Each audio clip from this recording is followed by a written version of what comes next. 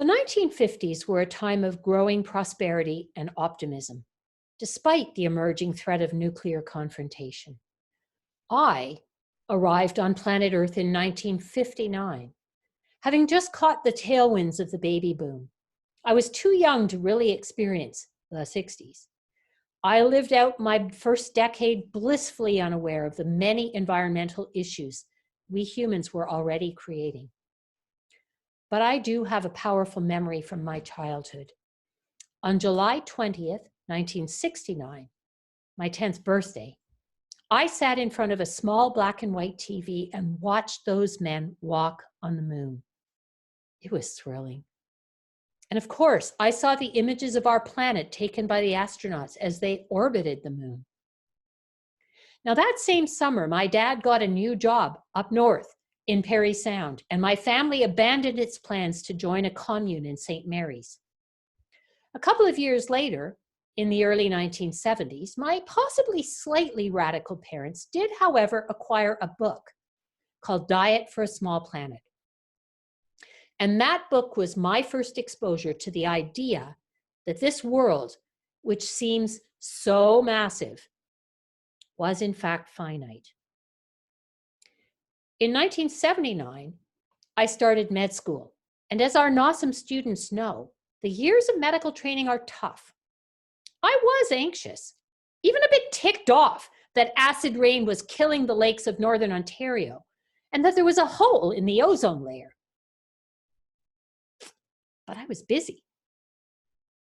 At the tail end of the 80s, during my last year of PEDS residency, and unbeknownst to me, climate scientist Dr. James Hansen told the US Congress that humans were starting to heat up the planet measurably. As for me, I was sent on exchange to Australia, where I took a handheld dive to witness the Great Barrier Reef. And the following spring, 1989, I became a full-fledged pediatrician. And I started making plans to head to Cameroon in West Africa for 2 years. And when I got there, I found out what busy really was. I also learned a good few things about the oversized impact of social determinants on people's health. And then I met a guy, got married, came back to Canada, bought a house and a dog, and had a couple of kids. And all that pretty much took up my 1990s and 2000s. Meanwhile, we burned fossil fuels and produced greenhouse gases. The IPCC was created and started producing reports. The very first warnings about the impact of climate change on human health started appearing in the medical literature. The COP meetings began, and the road to hell became very well paved with the good intentions we all laid out in places like Rio and Kyoto. And atmospheric carbon dioxide levels continued to rise. Ecosystems were collapsing. The planet's biodiversity was disappearing. Air pollution was killing people, and we in turn were killing our rivers and lakes with sewage and chemicals and fertilizers. And our leaders talked about preventing dangerous interference with the Earth's climate systems, and our scientists debated what dangerous might mean. They finally decided in 2005 that dangerous would be more than 2 degrees Celsius. But life can be all-consuming. Work, the mortgage, meals to be made, laundry, childcare, soccer, piano lessons, homework, overwhelm. Sometimes there's just no room for the angst and the alarm we should be feeling, let alone that sense of agency that could enable action. Hopelessness and helplessness just seem to fit in better. So one day in 2015, I stood out on the street with a couple of neighbors and I heard myself say, you know, I'm really concerned about climate change, but I just don't know what I could do that would make a difference. I sounded pretty damn lame even to myself. But as luck would have it, one of my neighbors was the National Director of Citizens Climate Lobby Canada. And soon enough, I was to be found on Parliament Hill lobbying. And I became a prolific writer of letters to the editor, I even went back to school and got a master's in science writing and started a regular climate health column for the Sudbury Star. I took to Twitter and I started teaching every medical learner and nurse I could get my hands on. And I cling to my sense of agency on the many days when I've wondered if any of it makes a difference. Because any one individual can only do so much. But fortunately, I'm not alone. Around the same time, our very own anesthesiologist, Dr. Sanjeev Mathur, was starting his campaign to rid Health Sciences North Sudbury, and if he has his way, the whole world, of the anesthetic vapor desflurane, which, if you're unaware, has a double life as an extremely potent greenhouse gas. Dr. Gary Boda began a campaign of climate health influence at the Northern Ontario School of Medicine. And this program you're attending today is one of the many fruits of his efforts. Several years ago, a group of medical students from across Canada recognized the lack of planetary health education in their medical school curriculums. They didn't waste their time complaining. Instead, they formed a committee and called it HEART and got to work. And just recently, they've offered NOSM and all the other Canadian medical schools a comprehensive document that outlines planetary health core competencies that every medical student should graduate with. And these are being implemented right here at NOSM by our Dean, Dr. Verma, and Dr. Lee Toner, and all the other preceptors and the people who plan curriculum. And by the way, our very own NOSM student, Ashlyn Kopansky, sits on that HEART committee. Now, out in Vancouver, Dr. Kevin Liang was a fourth-year medical student in the fall of 2019, and he planned a research project to calculate the carbon footprint of CARMs. Little did he know that 2020 just might have been the last year in which medical students would spend a fortune flying back and forth across this country for interviews. CARMs would soon go virtual, not because of its environmental impact, but because of a virus called COVID. And let's hope it stays virtual for the sake of the planet, because perhaps one of the great gifts of COVID is that we've all been forced to figure out how to do a whole whack of things virtually.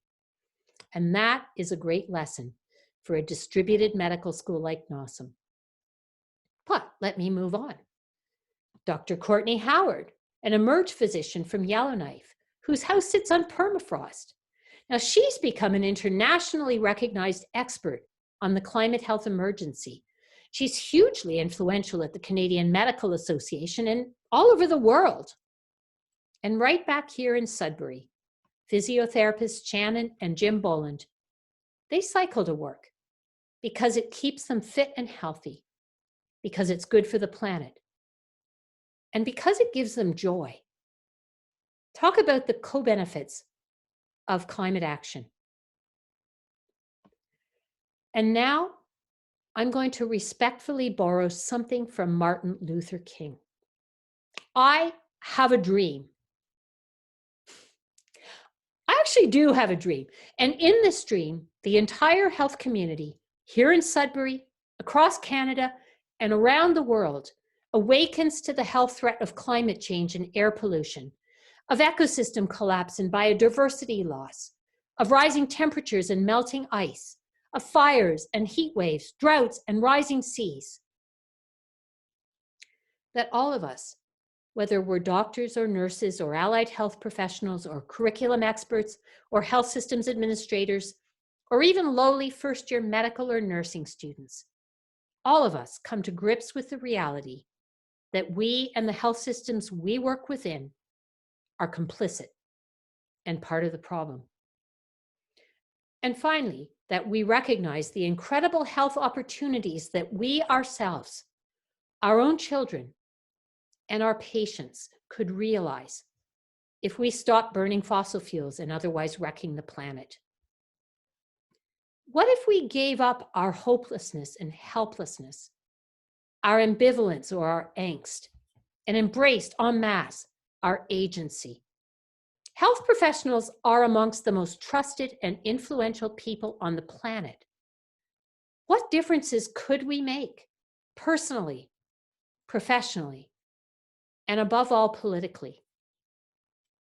To be perfectly blunt, we who love our children and care for our patients have a responsibility to stand up. In 2018, IPCC scientists from around the world revised their definition of dangerous by pointing out the drastic differences in risks and outcomes between 1.5 and 2 degrees Celsius of planetary heating. These are risks and outcomes not just for starving polar bears in a melting Arctic, but for you and me, for the children we all love, and for those patients whose health is our calling, and for all the planet's people. Perhaps it should come as no surprise that Dr. Alexander Leaf, the physician who sounded the medical literature's first alarm bells about the health impact of climate change way back in 1989, Dr. Leaf arose out of that great tradition of social activism represented by organizations like Physicians for Social Responsibility and the International Physicians for the Prevention of Nuclear War. It's long past time for such another massive uprising of the health community worldwide. And why should it not start right here in Northern Ontario with us? And why should NOSM University not be a focal point and a leader in sustainable healthcare, in planetary health education and research, in vigorous advocacy for a rapid and just transition to clean energy? Such a mindset and plan of action is both our vocation as health professionals and our responsibility as citizens of this planet.